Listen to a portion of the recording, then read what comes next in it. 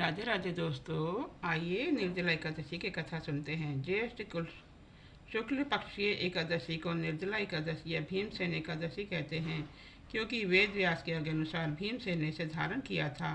शास्त्रों के अनुसार इस एकादशी के व्रत से दीर्घायु तथा मोक्ष मिलता है। इस दिन जल नहीं पीना चाहिए। इस एकादशी के व्रत में रहने से वर्ष की पूरी 24 एकादशियों का फल मिलता है। यह व्रत करने के पश्चात द्वादशी को ब्रह्म वेला में उठकर स्नान, दान तथा ब्राह्मण को भोजन कराना चाहिए। इस दिन ओम नमः भगवते वासुदेवाय का मंत्र का जप करके गोदान, वस्त्रदान, छत्र, फल तथा आदि दान करना वांछनीय है।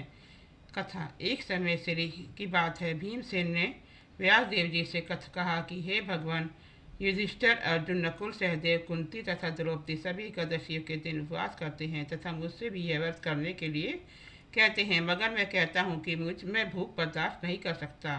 मैं दान देकर तथा वासुदेव भगवान की अर्चना देख करके उन्हें प्रसन्न कर लूँगा। बिना व्रत किए जिस तरह से हो सके मुझे द्वादशी व्रत का फल बताइए। मैं बिना काया कलेश के ही फल चाहता हूँ।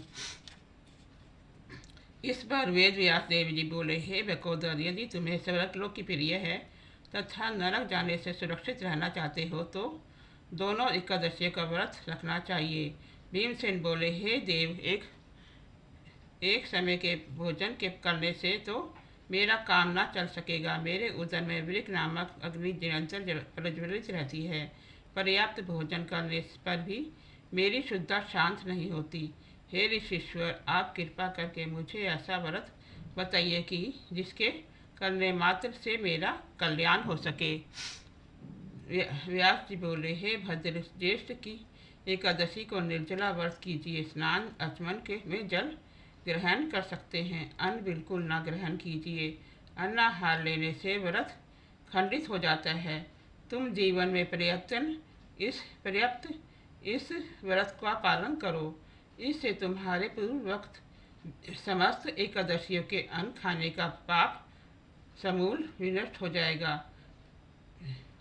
व्यास आज्ञा अनुसार भीमसेन ने बड़े साहस के साथ निर्जला का एकादशी का व्रत किया, जिसके परिणाम स्वरूप प्रातः होते होते संज्ञाहीन हो गए।